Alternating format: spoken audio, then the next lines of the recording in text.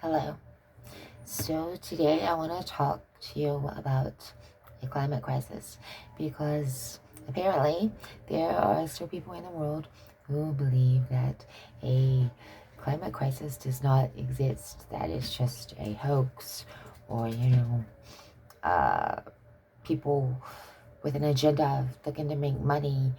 Uh, and there's an assortment of accusations out there um, against the scientific community who have verified that indeed we are in a climate crisis. So let me explain to you the difference in a climate crisis and normal climate change. Normal climate change happens over millions of years. As long as it took Earth to accumulate all of the fossil fuels that we have spent the last 100 years stripping away from her and burning them up into the atmosphere without giving anything back. And as we know, when you burn things, when you smoke, when you burn things into your body and you take in the toxic smoke from the burning of the substance that you are consuming, we know that that causes a slew of problems in the human body, right? Cancers and breathing, respiratory issues, and congestion issues. We know that if you go to a car and you remove all the fluids from a car, the gasoline, the water, the oil, and any other chemical that we use in cars to make cars run smoothly. And if we remove all of those chemicals, then what's going to happen? Well, the car is not going to run, right? It's not going to run smoothly, and it's not going to run at all. So in the same sense, Earth is like an operating machine, and it took millions of years to accumulate the fossil fuels because, it needed the fossil fuels, or else it wouldn't have accumulated them, right? So it's just like a car needing the fluids that are in a car that allows the car to operate.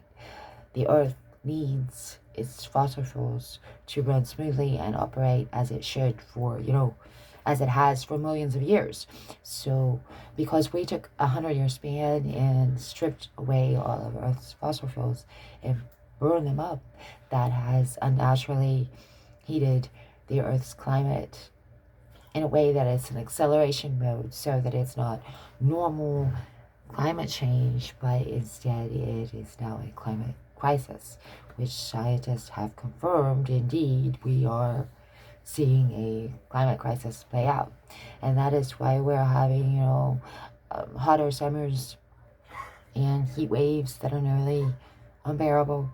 And there will reach a point where the global temperatures increase beyond that point of sustainment, and our current cooling systems will not be effective in keeping us cool, and it will get so hot and dry in some places and hot and humid in other places, and our cooling systems will fail, and the electrical grid will fail because it will not be able to handle the burden that the energy debt and the burden that the cooling systems is placing on it, because the earth temperature is now so hot.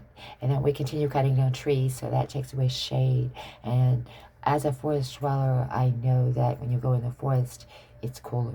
It's cooler when you are among the trees and the shade that the trees provide. So it creates a cooler earth climate inside the forest, whereas outside the forest and in the cities and the towns where we have all this concrete and buildings and running cars with exhaust and combustion from the fossil fuels, it creates this extra heat.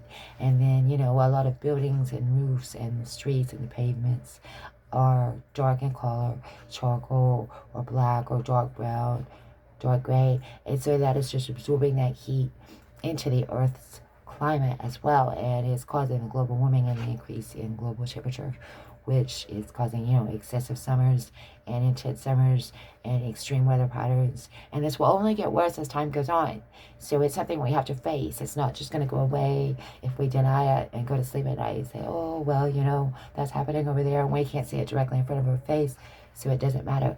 But just because, an earthquake erupts, a volcano erupts on the other side of the planet and we're not there to see it and hear it and feel it, doesn't mean that the earthquake is not erupting on the other side of the planet. So a climate crisis functions in the same way. It's not happening real time, active, right in front of our face, so we can't see it, but yet that doesn't mean it's not actually happening. And so denying it is not the answer.